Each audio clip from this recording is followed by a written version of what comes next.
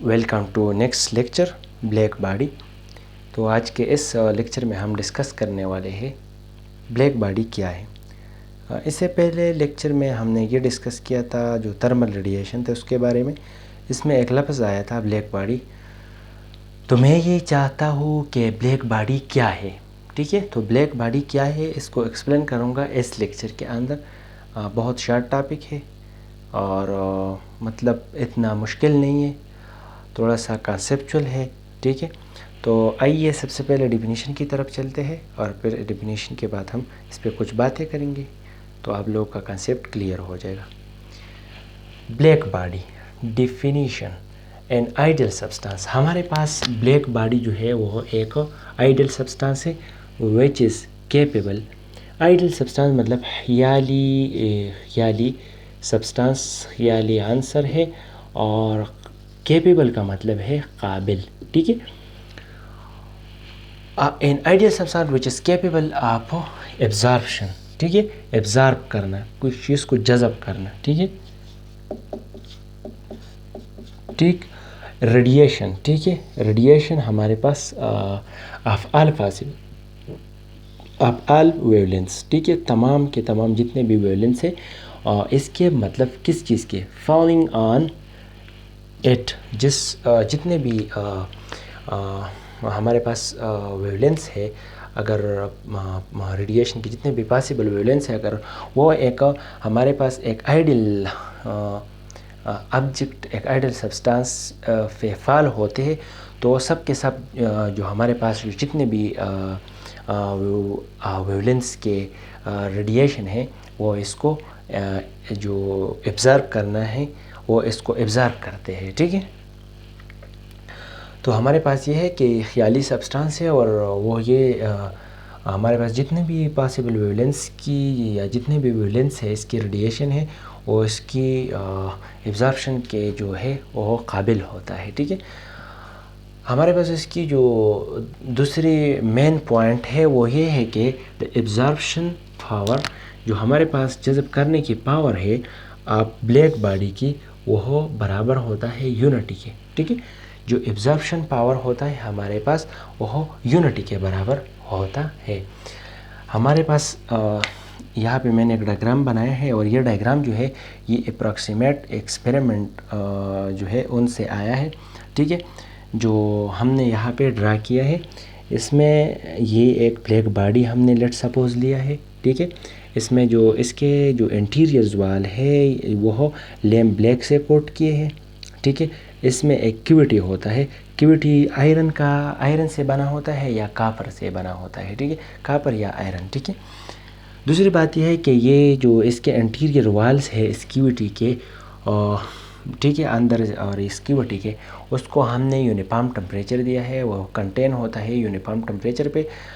Uniform temperature पे इसीलिए contain होता है ताकि इसकी जो एब्जॉर्प्शन जो है वो पार्शियल एब्जॉर्ब करते हैं, पार्शियल रिफ्लेक्ट करते हैं, इसीलिए, ठीक है। दूसरी बात यह है कि अगर इस पे कोई भी रेडिएशन हम फॉल करते हैं जितने भी पॉसिबल वेवलेंथ के, तो वो इसको एब्जॉर्ब करते हैं, ठीक है। और यहाँ पे ये रेडिएशन आगे आता है बिल्कुल सामने, यहाँ पे ये इस वॉल के जो इंटीरियर है ब्लैक से, वो जो इससे कोट किया है वो इससे क्या होता है, वो इसको पार्शियली एब्जॉर्ब करता है और फिर जो है वो पार्शियली रिफ्लेक्ट करता है, ठीक है। फिर पार्शियली एब्जॉर्ब करता है इंटीरियर वॉल, ठीक है, बाहर नहीं, इंटीरियर वॉल, और फिर पार्शियली रिफ्लेक्ट करता है। ये जो अमल है ये मैनी टाइम्स होता है, ये नंबर्स ऑफ टाइम होता है, ये बहुत लॉन्ग टाइम के लिए होता है। ये एब्जॉर्प्शन और पार्शियल एब्जॉर्प्शन और partially reflection, partial absorption partial reflection, इसको इसलिए हम कहते हैं ताकि इसकी जो इंटीरियर वॉल है वो रेडिएशन को एब्जॉर्ब भी करते हैं। और इसके अंदर की हम बात करते हैं, ठीक है, इस कैविटी के अंदर जो कुछ होता है इसकी हम बात करते हैं। बाहर जो है वहाँ पे कोई ब्लैक बॉडी से कोई रिफ्लेक्शन नहीं होता, कोई भी रिफ्लेक्शन नहीं होता। ब्लैक बॉडी से बाहर जो है कोई भी एब्जॉर्प्शन नहीं होता, ठीक है, सॉरी एब्जॉर्प्शन नहीं, इससे कोई ट्रांसमिशन नहीं होता। ब्लैक बॉडी के बाहर जो है उससे कोई मतलब इसकी जो बाहर जो है वो इसकी जो रिफ्लेक्शन है वो नेग्लिजिबल होता है, ठीक है। और दूसरी बात ये है कि हमने यहाँ पे डिस्कस किया है कि एब्जॉर्प्शन और पार्शियल रिफ्लेक्शन इसके अंदर होता है, ये डिस्कस किया है हमने। ये नहीं किया है कि इस ब्लैक बॉडी के बाहर जो है एक्सटीरियर वाल की हम बात नहीं करते, हम इंटीरियर वाल की बात करते हैं, और इस ब्लैक बॉडी के अंदर जो कुछ होता है इसकी हम बात करते हैं, ठीक है। तो दूसरी बात यहाँ पे ये आता है कि अ perfectly black body when heated, अगर हमारे पास एक परफेक्ट ब्लैक बॉडी है, अगर हमको हीट करते हैं, ठीक है, तो ये एमिट्स करता है रेडिएशंस को और ऑल पॉसिबल वेवलेंथ्स के, ठीक है, जितने भी पॉसिबल वेवलेंथ हैं इसके। और जो हम जिस टेम्परेचर पे हम इस ब्लैक बॉडी को जो भी टेम्परेचर देता है उसी टेम्परेचर पे हमारे पास ये ऑल पॉसिबल वेवलेंथ्स जो है इससे रेडिएशन को एमिट करता है, ठीक है। ये इसकी एक्सर्शन में आता है, ठीक है, ये भी इसकी एक एक्सर्शन है। और ये बात भी है कि ब्लैक बॉडी जो हमारे पास है वो ऑल पॉसिबल फ्रिक्वेंसीज जो है वो से हमारे पास जो है एमिट और एब्जॉर्ब करता है रेडिएशन को, ठीक है।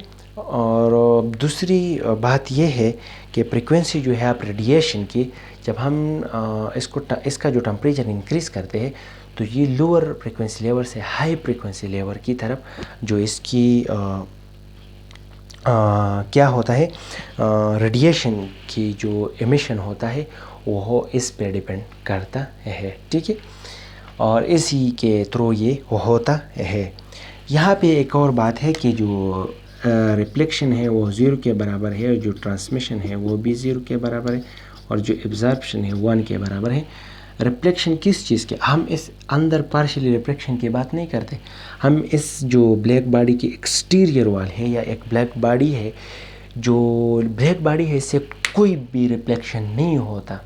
ये एक आइडियली सब्सटेंस है, ये एक अप्रॉक्सीमेट एक्सपेरिमेंटल हमारे पास फैक्ट है, ठीक है। और मतलब कुछ ना कुछ एक्सपेरिमेंटल हम बात करते कि इस ब्लैक बॉडी से बाहर की हम बात करते हैं, इसे कोई भी रिफ्लेक्शन नहीं होता, कोई भी ट्रांसमिशन भी नहीं होता, ओनली एब्जॉर्प्शन होता है। ब्लैक बॉडी जो है वो सिर्फ पॉसिबल वेवलेंथ्स या पॉसिबल फ्रिक्वेंसी से लाइट को जो है इसकी जो रेडिएशन है वो एब्जॉर्ब करता है। और जो क्यूविटी इसका हमने आयरन या हमने इसका जो कॉपर से बनाया है बस थ्रू इसी के, ठीक है। और यही हमारे पास ब्लैक बॉडी की जो हम बात करते हैं कि एब्जॉर्प्शन पावर जो है वो यूनिटी के बराबर होता है, इसीलिए कि जितने भी रेडिएशंस है वो हमारे पास पॉसिबल वेवलेंथ्स के वो हमारे पास क्या होते हैं, वो इसको इमिट करते हैं जो भी टेम्परेचर हमने उसको दिया है उसी टेम्परेचर पे जो हमारे पास ये इसको इमिट करता है, ठीक है। और इसमें कोई दूसरी कोई ख़ास वजह तो नहीं हो सकती, बस सिंपली एक ब्लैक बॉडी क्या थी, तो ये ब्लैक बॉडी का डायग्राम है जो एक्सपेरिमेंटल हमारे पास आया है, ठीक है। और ये अप्रॉक्सीमेट एक्सपेरिमेंटल सोल्यूशन है। सोल्यूशन उसको कहते हैं, या जो ब्लैक बॉडी की जो भी मतलब कॉन्सेप्ट है, ये कॉन्सेप्चुअली इसको हम एक्सपेरिमेंटली हमने एक्सप्लेन किया है और ये आया है, ठीक है। तो ये था आज का शॉर्ट लेक्चर, और उम्मीद रखता हूँ आप लोगों ने बहुत कुछ इससे हासिल किया होगा।